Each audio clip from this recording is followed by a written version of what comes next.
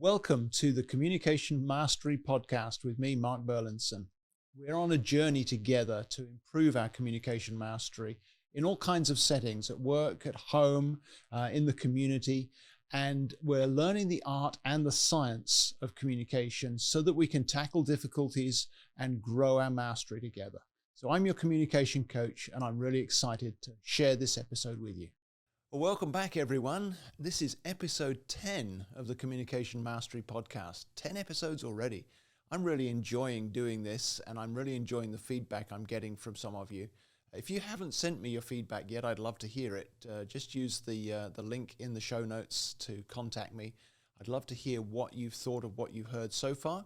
I'd also love to hear what questions, what topics would you like me to look at and focus on in future episodes. We've got several more episodes left in this season, and then we'll take a short break, but there's several episodes left, so give me that feedback and let me know what you think.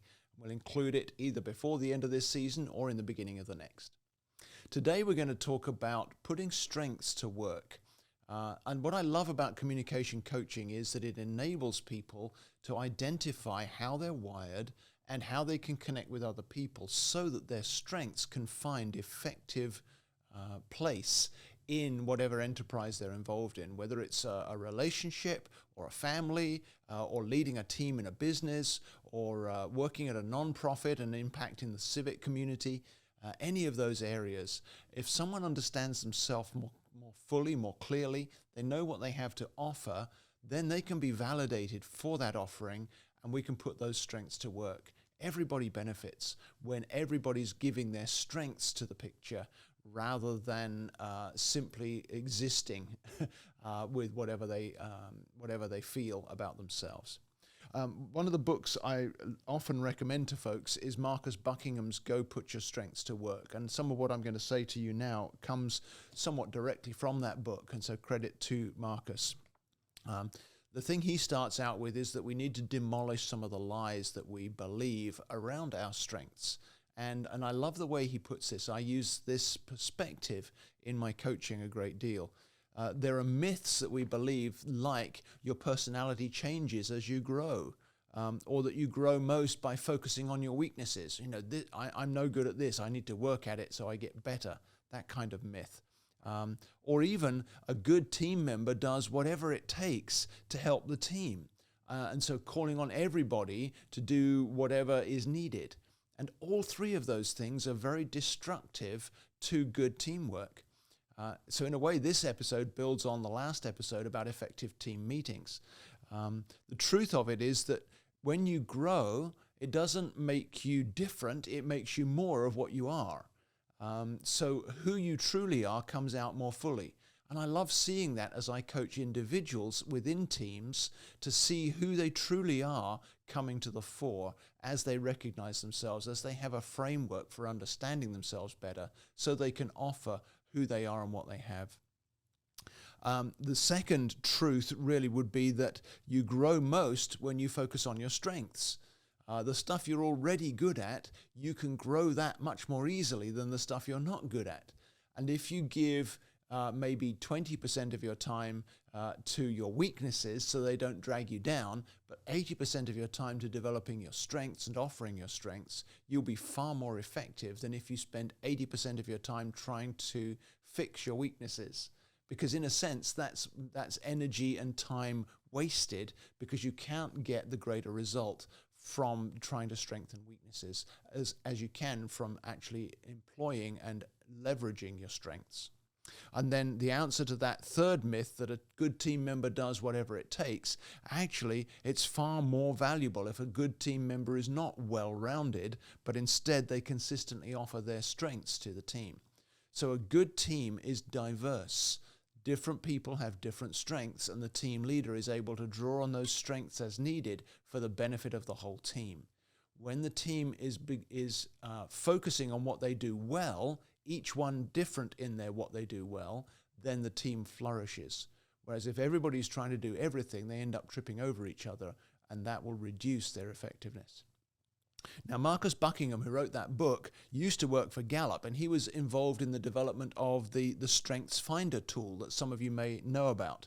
The book here, what was his name? Don Clifton. Tom Rath wrote the book, but Don Clifton was the psychologist who developed the tool.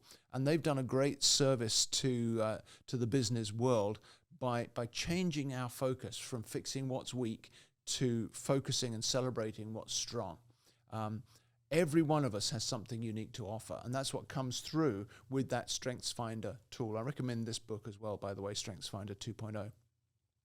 My hesitation with the StrengthsFinder tool, though, is the breadth of the themes. It's important to have those themes, and I'm not saying you shouldn't do this, but I find it's only one part of helping a team be more effective to identify your strengths.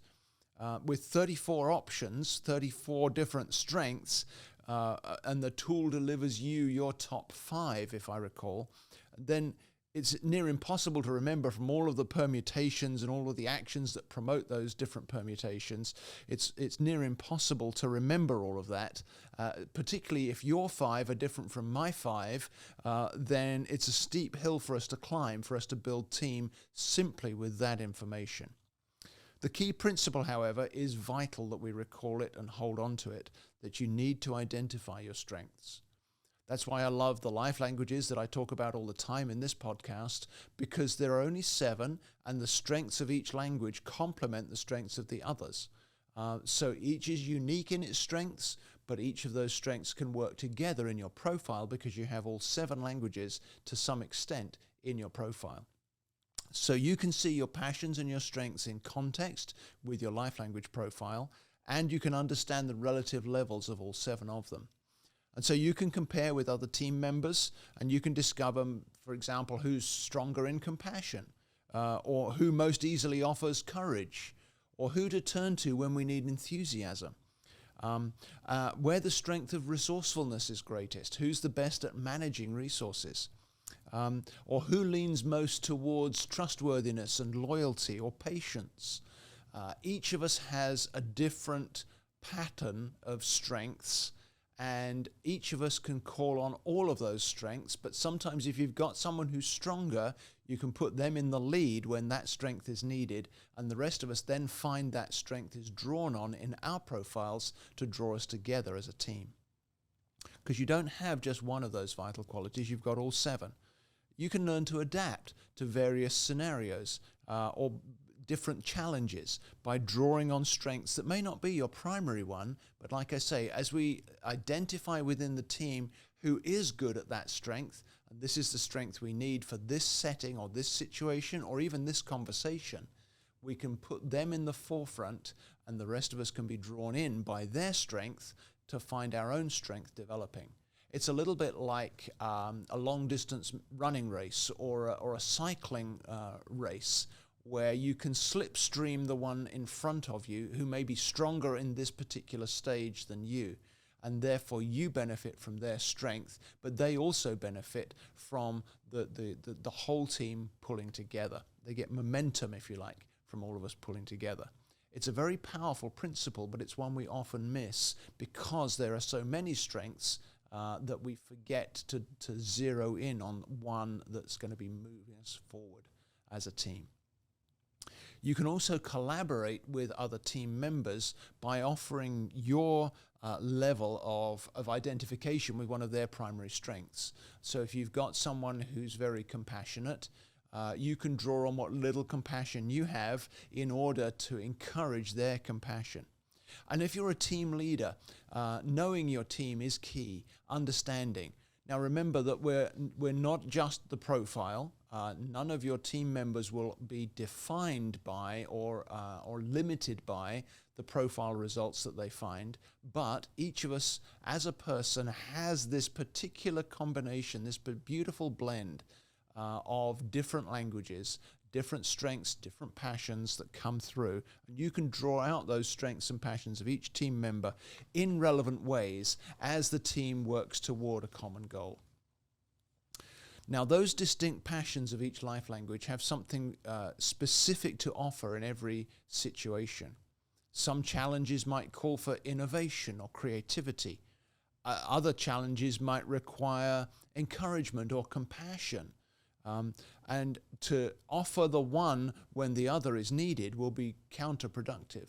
But if we can draw out each of these things as they're needed and in the places where they're most relevant and most productive, then we will find the team flourishes, then we'll find our results increase, then we'll find our effectiveness grows as a team. So some of your team will have more of a passion to lead, and others will have more of a passion to discover or to protect. And the best teams make the most of each member's uniqueness towards an agreed goal. You can't reach the target if you don't pull together and aim at that target with unity. And so that's the team leader's role, is to draw out each one's strengths, each one's passions to achieve the goal that we've set.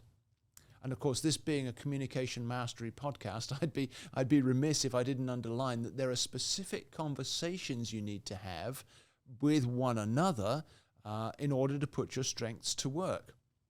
And in some cases, you have to have a conversation with yourself as well. I'll explain that in just a second. Marcus Buckingham talks about this in the book, Go Put Your Strengths to Work, so you can turn to that for a little more depth on this. But the strengths conversation is where I've identified what I have to offer, where I've identified where I am strong, where I can easily contribute something to the team's endeavors. I know what I have to offer from my stronger languages, and my self-awareness then allows me to have a conversation with the rest of the team or with a specific person about what I have to offer to the challenge we're facing, or to the goal that we're reaching for, or to the project that we're working on. I have this to offer, and I leave it to you to decide where that fits in the picture. But I would like to say I have this strength or this passion. I really care about this particular thing, or I really have energy to address this particular challenge. Understanding those strengths, my own self-awareness, that strengths conversation is a vital starting point. And then saying, how can I help you with these strengths? And then I listen, of course, for the answer. That's a whole different podcast. You can look back in the series to find more about listening. But to be actively listening to the answer I get will help me to know not just what strength I have to offer, but how to offer that strength so that it can be most valuable. But then I alluded to a second conversation, and very often we have to have this one with ourselves first, and that's to acknowledge and admit and identify and maybe even categorize or measure my weaknesses. Because in my own profile, some of my languages are weaker than others, and the same will be true for you. Some key character strengths of languages are less prominent than others, and I need to understand myself and recognize my weaknesses, and then have the conversation with my team members, with my supervisor, with my spouse, whoever it may be, where I am weak. And very often I will find that the person I'm having the conversation with is stronger than I in the areas that I'm weak in. And that's a very important piece of information for both of us to understand. I may be weak in this area, but I recognize you're strong, and I want to follow your strength and draw up some of the areas where I'm weaker. So having that weakness conversation first with my strength, with myself, and then with my team is a very important second step in order to put strengths to work. Now, some people are more balanced across all 7 languages, but when I see a profile that's almost equally balanced across all the languages, then I'm a little suspicious. And I begin to find myself questioning, is this person trying to be everything to everyone? Is this person trying to have all the right answers? Or maybe not answering the questions as honestly as they might, because they're trying to be adaptable to everybody and to be what they think they should be rather than what they really are. And if I'm not answering the profile questions honestly, I'm not going to get an accurate result from my life language profile. If you try to be what everyone wants, then everyone loses, especially you, because you don't have the satisfaction of understanding and appreciating yourself and being recognized for the strengths that you offer. You're trying too hard to be everything to everybody. I think I may have used this example in a previous episode, but I recall very clearly one particular CEO, a non-profit CEO, a great guy who leads a very effective and very strong team, because they utilize some of these tools. But over time, his profile changed dramatically. When we started coaching, and I knew this guy before we started coaching, we'd interacted together in different ways. So I had a bit of an idea of how I thought he might be wired, but his profile came out rather differently. And I thought, okay, that's fine. We'll work with what his profile says. And we started there to work with how to help him lead his team based on what his profile said. About a year later, we come to do profiles for the whole of his staff, not just his leadership team. And he retook his profile, and it came out totally different. And I said to him, hey, what happened here? This is very different from your first profile. Do you have any insight into why that might be? And he said, yeah, I know exactly why it is. He said, the coaching we've done has given me permission to be myself. I answered the first time the way I thought a CEO in my position should be. And the second time I've answered by how I've recognized I truly am. So this profile fits me. The previous one was what I was trying to be, but wasn't. That's a great breakthrough for any leader to have. And it certainly gladdened my heart that the coaching that we'd been doing together had helped him to get to that place of saying, this is who I am. It's given me permission to be myself. So with your profile, take the time in coaching to clarify what you have to offer and then offer it. Learn to be honest with yourself. These are the areas where I'm weak. That's okay. I'm going to focus on where I'm strong and offer that, not forcefully where it has to be done my way, but offer it into the picture, into the blend of the team, whatever that team may be, so that my strengths can be placed into the picture in a way that's most beneficial for the goal and for the well-being of the whole team. And recognizing what drains me, I can be honest with my teammates. These are weaker areas for me. And so if I have to focus too much on whatever it may be, then that drains me and I become less helpful, less valuable to the team. But the takeaway from this episode would be that everyone has something vital to offer. And the successful team's leader draws out the best in each one to make room for that strength to shine, or those strengths to shine. None of us has only one strength. We all have many in different degrees. But understanding which one to offer and knowing how to adapt is a key strength that I know I can help you with if you'd like that help. I love helping business teams discover and develop this whole skill of finding strengths, putting them to work, adapting to one another's strengths so that the team flourishes and everyone wins. And the return on investment of time and money in doing that coaching is huge, because our world is way too divided by people being certain that they have to have it their way. Learning to adapt rather than being oppositional will cause us to prosper in ways that we're currently not prospering. So you and I can turn the tide of conflict, if you like, by identifying and offering our strengths for the common good. So my strength is communication, and I'm offering it to you to help you thrive. If you're ready to begin that journey, as you already have by listening to this podcast, then contact me through the link in the show notes, and let's talk about how I could be more beneficial to you with the strengths I have to offer in order to enable you to identify and offer your strengths. We need you to be you. Nobody else can be you. Let me help you be you in a way that benefits us all. That's it for today. I'll see you next time.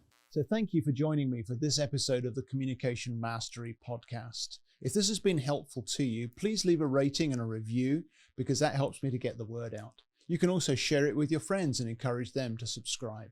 I'd love to hear your feedback. Give me your suggestions for future episodes.